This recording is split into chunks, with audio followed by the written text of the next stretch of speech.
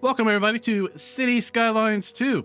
We were lucky enough by Paradox Interactive and Colossal Order to be provided an early access copy, and with that I thought we'd do our very first video of just diving straight in and running through this tutorial.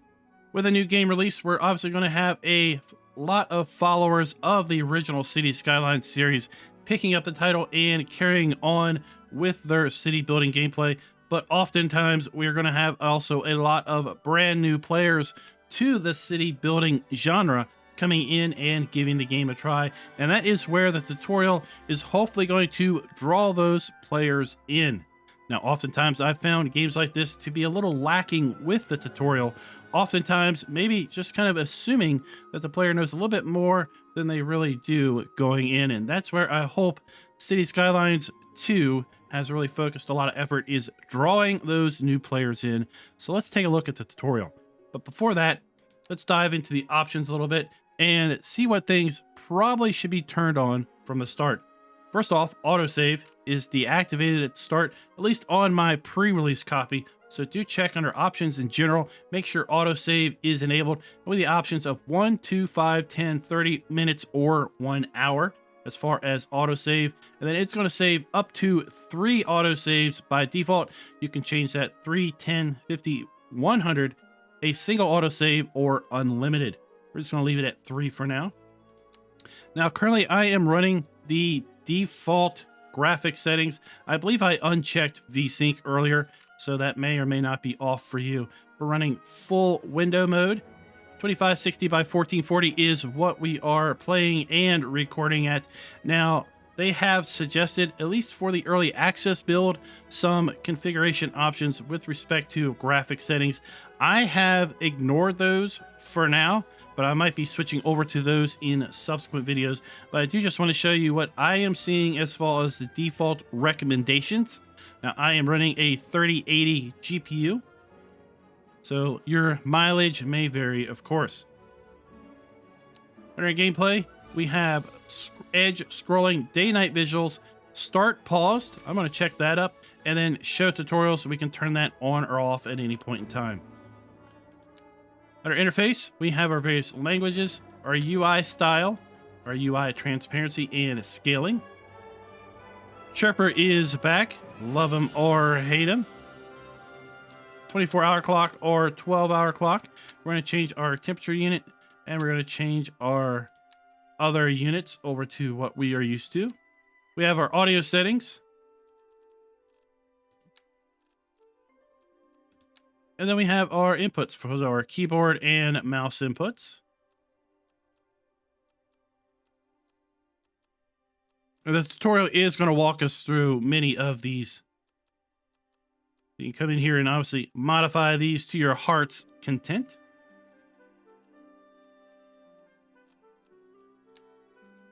Mouse. And then advanced. So without further ado, let's go ahead and start in. Now, we do have several default maps that come with City Skylines. 10 to be exact. We have Archipelago Haven. That is a European themed map with the Northern Hemisphere. We have Barrier Island, a North American map. Southern Hemisphere is the latitude suggestion on that one. Although I believe this is supposed to emulate Long Island, quite possibly, New York City. Great Highlands, we have European Northern Hemisphere. Lakeland, European Northern Hemisphere. Mountain Village, European Northern Hemisphere again. River Delta, European Northern Hemisphere. Now, on all of these, we can change the theme before we load in. Okay, so this is just the default suggested theme. Sweeping Plains, North American, Southern Hemisphere. Twin Mountains, European Northern Hemisphere. Waterway Pass, North American, Northern Hemisphere. And then Windy Fjords, North American and Southern Hemisphere. So I'm going to do a follow-on video where we're going to dive down and take a look at all of these specifically. We're going to go with Twin Mountain just for now. The European theme, Northern Hemisphere, 39% buildable area. We have 1,918 acres of fertile land. Not a lot of forest here on this map. We've got a little bit of ore and a whole lot of oil. We can give it a name. We can again go here and change our theme, like I said, from European or North American left-hand traffic on or off. We can turn natural disasters on or off. We can elect to have everything unlocked at the beginning and unlimited money at the beginning as well, just for a free play. And I'm going to go ahead and restart the tutorials so we can get a gist of what it looks like if you're diving in for your absolute very first time. Welcome to Cities Skylines II. This is the place to build the city of your dreams, take on in-depth challenges of managing city services and directing traffic flow, and follow the lives of your citizens. Tutorials are here to guide you through and take you the first steps towards building a city. As you progress, more hints and guidance will become available in case you need it. Start with in-game tutorials. Yes, let's build. Before you start, let's look at how the movement of your landscape by using camera controls. If at any time you feel like turning the tutorials on or off again, you can do so from the pause menu in the gear icon located in the top right corner. In the pause menu, you can also save your game and adjust all types of game settings. Let's get to work. So, WASD, pretty standard for PC players. W, up, S, down, A, left, D, right, right. Q is going to rotate left, E is going to rotate right, T is going to change the tilt. And then we have F, and then we're going to be able to scroll in and out. With our scroll wheel, we're going to be able to go all the way in, quite deep. Great job. Now you're ready to start your very first city. To guide you through the first steps, we have prepared a task list for you. Start a task list by selecting play at the complete of each steps to unlock the next feature. You also see hints along the way. They point out useful information. You can proceed at your own pace and revisit at any time the completed task and play it again. Start your first task. Well, with any city, we need to build some roads. So let's get back over here to our starting point. And on this particular map, we're coming in with a 2-lane highway, narrowing it down to a 2-lane road. Let's go ahead and play our road basics.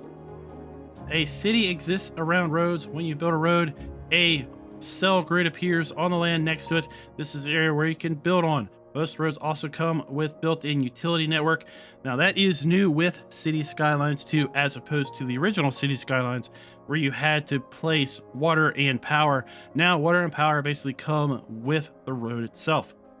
A network of electric cables and pipes for water and sewage are also, so all buildings connected to the road within the utility network automatically have a connection from the utilities. Let's go ahead and pick roads. Then we have road types. Roads come in different sizes and configurations ranging from small alleys to one-way streets all the way up to large highways. The larger the road, the more traffic and the higher speed limit.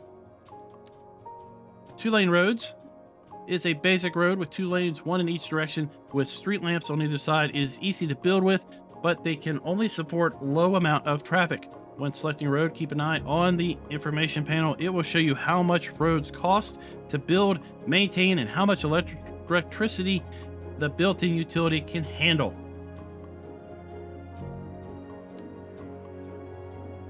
These tools can be used to help you build exactly how you want to build out your road. Different options are available according to what you are currently building. So we have straight, go A to B.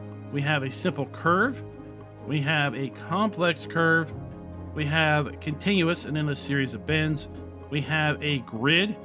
Place point A to B and then drag sideways to create a perfect grid. We have our replace tool. We can increase and decrease the elevation and increase and decrease the elevation step. We can do parallel mode in order to basically run roads in parallel to each other. Toggle snapping on and off. Snap to existing geometry. Snap to zoning cells. Snap 90-degree angles. Snap all sides of a building. Snap to guidelines. Snap to grid. And then show contour lines. Different modes help you build roads in varying shapes. Select the mode according to the shape you want. You can always switch between different modes at any time. Replace. This mode can be used to change any road you have already built to a different type. No need to use the bulldozer. Turn on replace mode, select a new road type from the roads menu, and the selection of the existing road will change to the new type. Keep an eye on how replacing roads affect traffic lanes and existing buildings. Elevation up and down allows you to change the elevation. You can construct tunnels at different elevations, which allows you to cross them each other. This is especially handy when creating public transport lines. Elevation up allows you to create ramps and overpasses. You can use this to bridge gaps in terrain created by water or other obstacles. Elevation step adjusts how much of the elevation changes when you use the up and down arrows.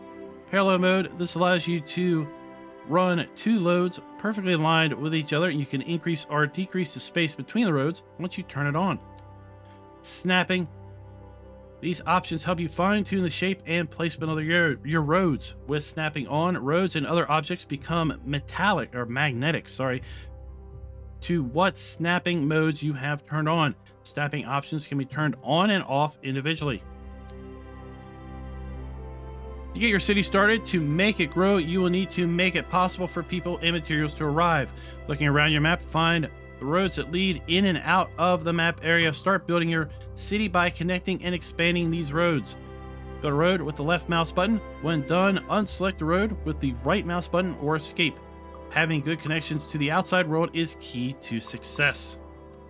So we're going to be able to start out with a small road or a medium road. And we're just going to go fairly simple here. And we're going to drag it 90 degrees out.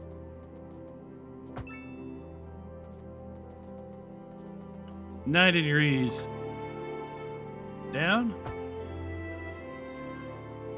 90 degrees back. Just a simple grid.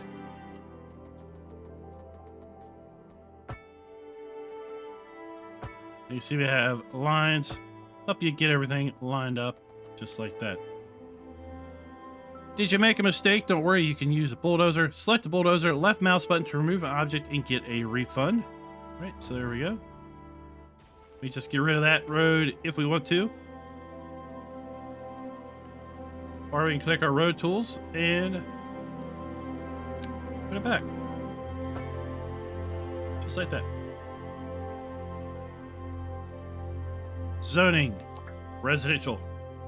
Zoning determines what types of buildings are built in the selected areas. Buildings in zoned areas get built automatically depending on the city's needs. Areas that are not zoned will remain empty. Zones are divided into groups according to the types of buildings they are allowed for. This is a way to allot different building areas for your city for different users. Theme. You can choose which theme the zoned buildings follow. This affects the visual style of the buildings that get built in the area. You can change the theme at any time.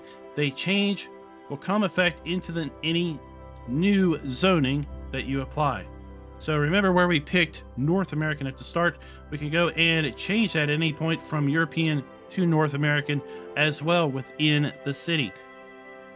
So we can zone some North American areas. We can zone some European areas just to have a little bit of visual distinction between the two areas.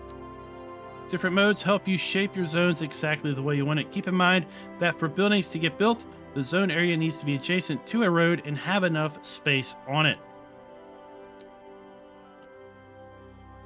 Low density housing. This zone type is for single family homes. They have a positive effect on resident happiness, but they can become expensive to live in when land value rises. Different job types and availability of jobs affect the demand for different types of housing. So zoning for residential. Zoning in an area for residential use will allow people to start moving into your city. For a happy neighborhood, place your residential areas in suitable locations. People appreciate living away from sources of pollution such as industry and large, noisy highways. You're free to design your residential areas in any way you like. When building roads, you can make use of the grid tool to make and create bigger neighborhoods in an instant, or you can take time to plan scenic, winding roads along a shoreline. Whatever you design, make sure the area is connected to the rest of your city and the outside world. We're going to go with low density housing. And let's go ahead and plop those zones in just like that. Now we use the fill tool. You can come in here and use marquee. And at that point, you're going to be able to drag and drop your zoning like this. We can do paint tool, and we can paint in individual zoning areas as well for really fine tune. And we can change North American or European, just like that. Removing zones. If you ever feel that zoning is wrong, you can choose to remove an entire zone or shape it by removing parts. With the tool mode and choice, while holding down the right mouse button, paint the area you want to remove. Just like that. Right mouse button, it's gone. Rezoning. If you'd like to change an already zoned area to a different type, you can apply a new zone on top of the old. Very, very similar to how we just applied the zone. Buildings in the area exist in an area you are rezoning or removing zoning from will become condemned. Condemned buildings will get automatically demolished over time. For faster rebuild time, you can bulldoze them yourself and make room for new buildings. Let's talk about commercial zoning now. Because we have houses, we need businesses. Commercial zoning provides spaces for different types of business use. Businesses provide services and jobs for residents and increase the city income by paying taxes. Low density business zoning. This zone type is for single story or low rise buildings for small businesses. These businesses provide an important local services such as stores, restaurants, gas stations for citizens living nearby. Zoning land for commercial space will allow commercial companies to start building businesses. For prospering businesses, areas placed close to where people are. Close proximity to residential zones benefit both residences and businesses. Good practice between these two will increase citizens' happiness and provide both services as well. Businesses will continually need new goods and materials. Having good connections to larger roads nearby makes for faster, easier deliveries. So let's go ahead and put down some low density business. And I'm going to go ahead and place these right here on the outsides as they are coming in from the main connection. And then we have, of course, our residential zone there.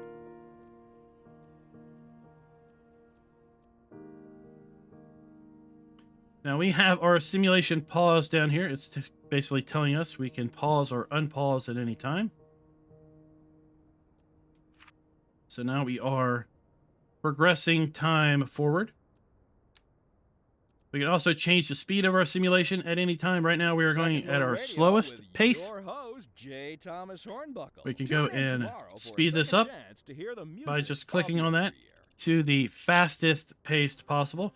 And you see our clock is ticking away there. Basically 1 minute for every second. And look, we got some buildings being built. I'm just going to slow time back down a little bit. There we go. Zoning for industrial. Industrial zones provide for land for industrial businesses. Industries provide jobs and increase cities' taxes and revenue. This zone allows for all types of industry, manufacturing, buildings, and warehouses. Industrial companies process materials to create material goods, which can be further processed by other industries, sold by commercial businesses, or used by city services. Zoning land for industrial use will allow industrial companies to start up businesses.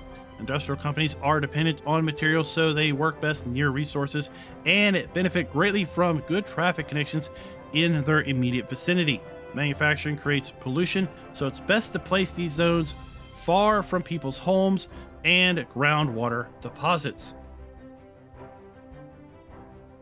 So one thing you're going to notice once we move into industrial zoning is we now have some arrows. This is showing wind direction. It's going to be important with respect to pollution. So if we just go and maybe build a road out to our left for our industry, maybe over here, well, that's not so good because the wind is going to blow the pollution directly into our residential areas. So what I am thinking we're going to do is maybe extend this road up a bit, and then, or possibly extend this road this way and work with our industry over here somewhere. Now we do have water. We have groundwater also here. We have some trees. So we're going to have some forestry and lumber also available. And just general hints about the map. We have the dashed area here. This is our starting area. As we progress through the game and unlock zones, we're going to be able to unlock more and more of the actual play area itself. So the play area itself consists of 529 individual squares. Now through our gameplay, we can unlock up to 432 of those squares. So let's get back down here. I'm going to go to our road tool and let's continue building our road from this point. I'm going to keep it nice and square. Water is also flowing in this direction, which is something I am going to want to pay attention to.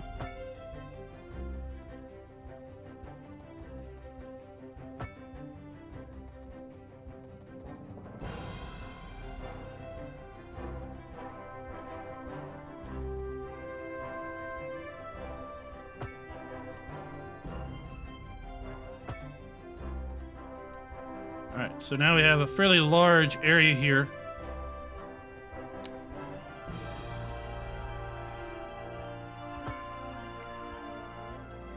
And we're going to come back to our zoning, our industry and manufacturing. I'm going to go to marquee, and then we're going to basically draw out some industry.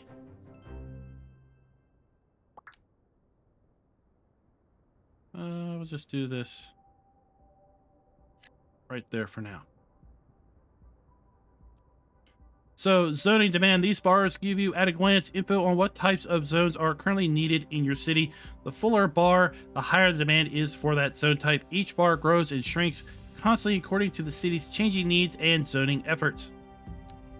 So you're going to have low density residential demand, commercial demand, and industrial demand. And as these bars go up and down, we're going to know what is our city needing. We have really high demand for residential, or we're going to need to build out some more residential areas. We have really high demand for industry. Well, obviously we're going to have to build that out. If we have low demand for residential, it's not going to make sense to build out even more residential zoning. Electricity. I've already mentioned that electrical lines are built into the roads themselves, but we're going to have to produce electricity. There is a variety of ways to generate electricity, and each choice comes with its own pros and cons, of course. Right? Small coal power plant is a great source for high voltage electricity, but it also generates a ton of pollution. Wind turbines, powerful source of green energy, but the output is completely reliant on the weather. And then electricity can also be imported from neighboring cities by using power lines. This requires no maintenance on your part, but buying electricity when the population grows can be expensive. Select a source of electricity you want to start with and close this panel to move on. You can backtrack at any point in time if you wish to change your mind. You can also build more and different types of electricity sources as you progress. So if we go and decide that we want to do power lines from somewhere else, so connecting to an outside source, to get electricity from an outside source, you need to build a transformer station. They convert the high voltage electricity coming in from power lines into low voltage electricity and then feed it to the electric cables running underneath the roads used by your buildings. Now to do that, we're gonna have to figure out where does the power come from. All right, so the power comes from here. So we can go and build this and connect it in So here's our transformer station. Let's just put this down right here. And then we're going to need to connect this with our power lines.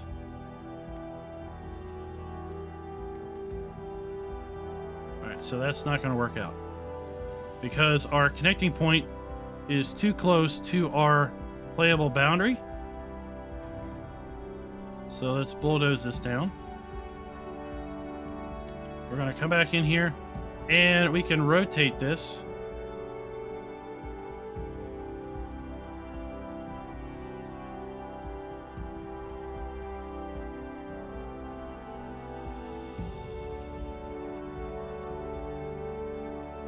So let's put this over here.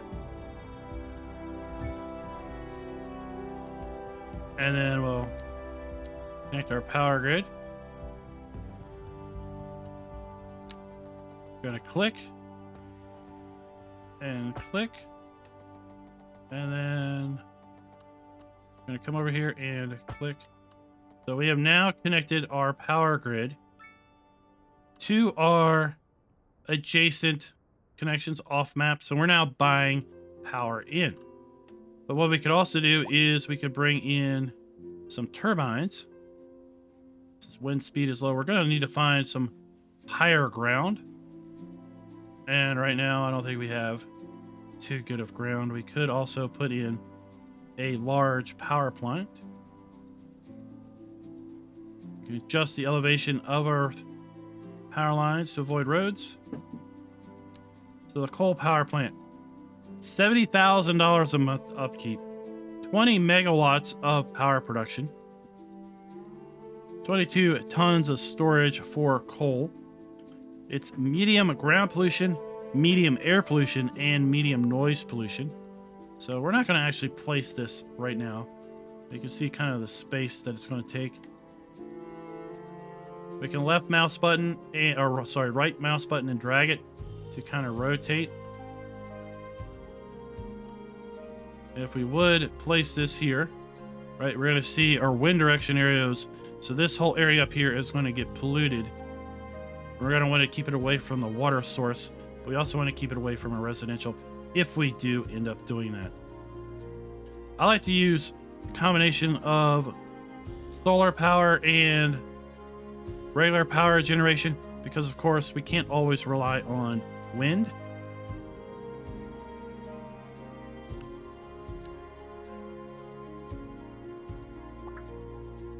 So now we're going to go up here. We have our informational panel. Electricity info view. Electricity info shows an overlay of electrical flow through the city to help spot weaknesses and solve problems.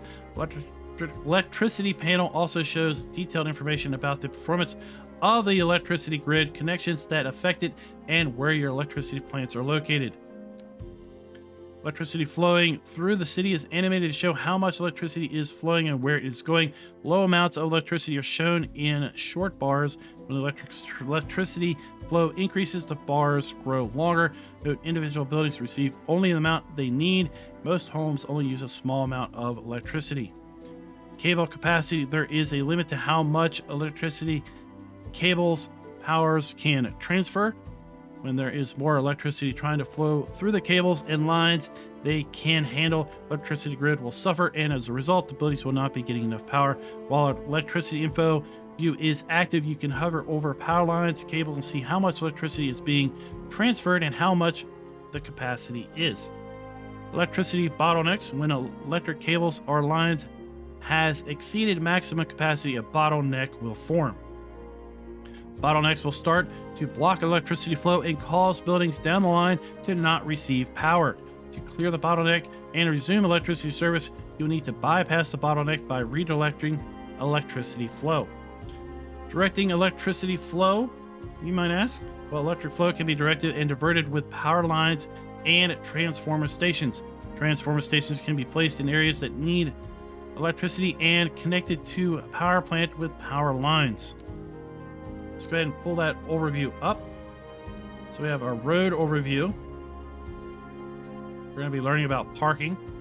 Then we have our zoning overview, residential zoning, commercial, and industrial. Then we have our power. So right now you can see electricity available. Consumption 3.6 kilowatts. We're not producing any. We're trading. We're bringing it all in. We're not storing any power with batteries. Our power plant is blue. So our power plant is our lines coming in. You can see the flow of electricity coming in. If we start producing power and we have excess power, then we'll basically see power going out the grid as well. We'll be selling power at that point. Transformers are going to be green, so right there. And then we have our consumption. This has been a local public service announcement. Local authorities so we can zoom in. The public to conserve you can see water our consumption and reduce here. The burden on the city during this water shortage. Let's go ahead and get rid of a low flush our reminder there. Cut back on watering the lawn and shower with a friend whenever possible. This has been a local public service announcement. So what you just heard there is kind of the in-game radio, and it's kind of interesting because it's talking about water. Well, we don't have water at all, right? So they were basically talking about conserving water because, well, everybody has a lack of water. So let's go ahead and dive into water. Satisfy that ever-growing need and make our citizens happier. Every city needs good water network. Households, companies, and industries all need water to operate and survive. When the water system is working well, citizens stay healthier and companies and services are able to operate without problems. Groundwater pumping stations can be used to offer current city limits contents of underground water deposits. Groundwater pumping stations are placed on the surface above water deposits to provide clean water for the city. Then we have water pumping stations can be used if your current city limits has access to open water. Right here, water pumping stations are placed in the shoreline of any open water to provide clean water source for your city. Choose a pumping station and let's get started, right? So we have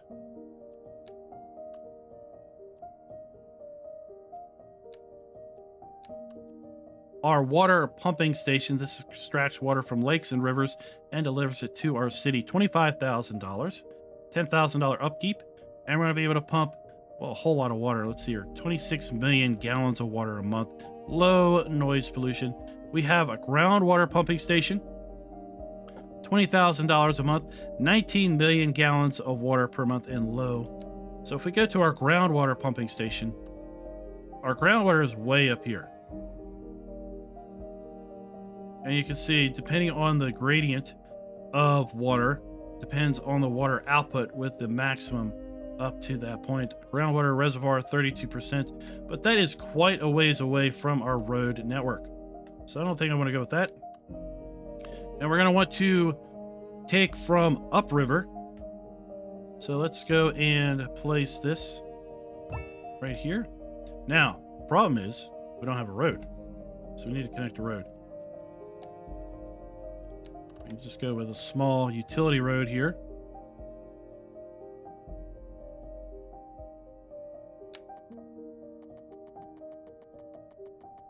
And let's go with simple curve.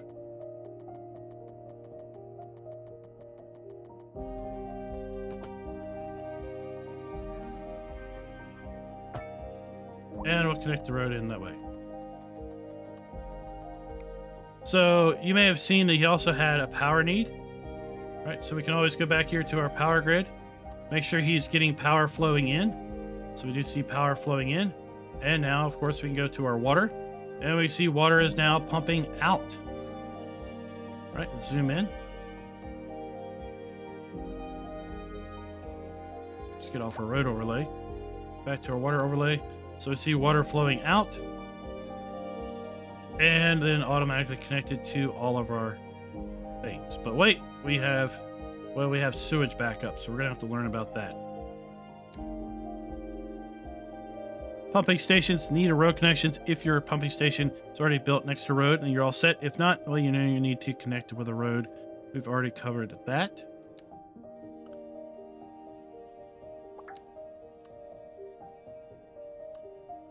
We also have now unlocked water towers. Okay. Notification icons are shown in different areas and situations. Some guide you in placing buildings and building roads. Others are signs of problems of building areas. Select the icon to see more information. Once the situation is clear, the notification also disappears. So basically we have problems with sewage here. Sewage is backing up. So let's learn about sewage. And then this will be the last aspect of the tutorial. A good sewage network is essential to the city. If sewage is not properly managed, you can have a negative effect on your city and your citizens. Sewage pipes are included in the road utility network. That's very handy. Separation pipes can be built to connect sewage outlets that are not connected to a road.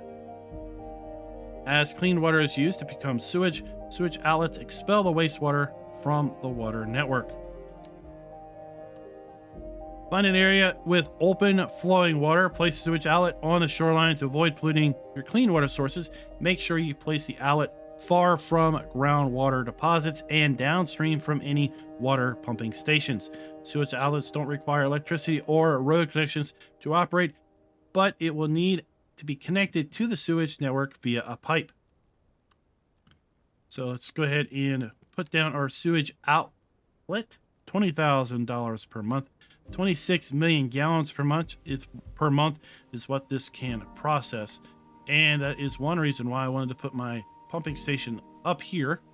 Is we're going to come right down here, basically as far down as we can go, and put in our outlet pipe, and it's going to basically pollute downstream this way.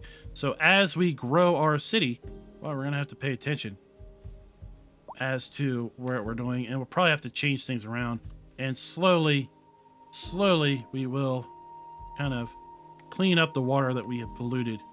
But this is what we're gonna have to do right now.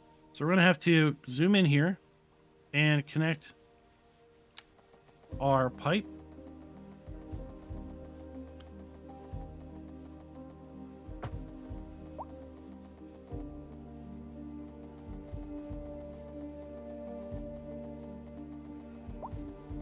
To our road.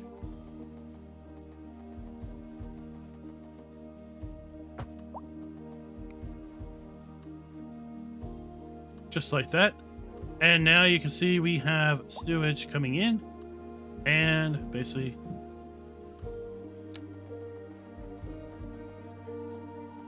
pumping out.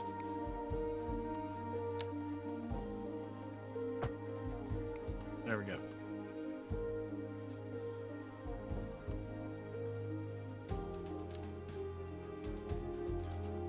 By the nearest road network that has a built-in utility network, sewage piping will be highlighted while sewage pipe is selected and water and sewage info is active. Connect the sewage outlet to the road utility with the sewage pipe. New highways do not have utility networks and cannot connect to individual buildings' pipes connections. There you go. We have now basically progressed through the starting tutorial. Let's go ahead and pause this. Setting options and more, you can visit the pause menu at any time. Save, load your game. Under options, you'll find settings for graphics, audios, tutorials, and more. The game will be paused while you are in the menu. Well done. You have completed all the tasks. You now have the basic knowledge on how to build a city. Going forward, more tutorials and hints will pop up to guide your way.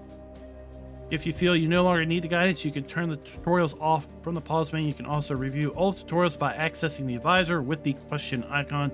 Would you like to continue building this city or start a new one? Let's go ahead and just continue with this city. So we have the question advisor icon. City services. Building has no road access. Uh-oh. Uh-oh. What has no road access? Well, we'll figure that out. Build a road for your service building. You can fix this issue by building a road alongside the front of the building and connecting the road to existing road network. Relocating a service building. You can also solve the issue by relocating the building next to an existing road. Select the building and it opens the building information panel. Select relocate button at the bottom and you can move the building to a new location. So we have our advisor with our various services, our road advisor, electricity and sewage zoning. So these are all the ones that we have already taken a look at. You can also turn the underground view on and off here at any time. Turning on the underground view makes it easier to build at different depths to find connection points. You can also use it while replacing or bulldozing roads and pipes that are built underground.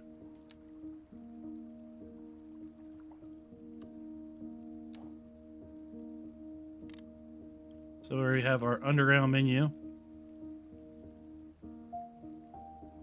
And we have this extra pipe here, so we should be able to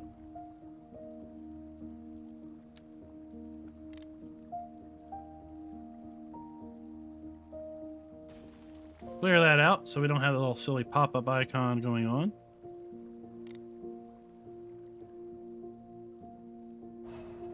And there we go. So let's close our visor. We're going to go to our main screen here. Here we can save. Give ourselves a name.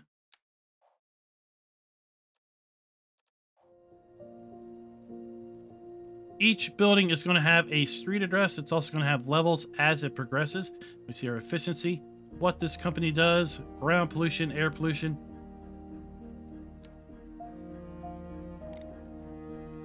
We are starting to have a nice little metropolis here. Now I have paused this. That's why everything is paused. We can zoom in to different buildings.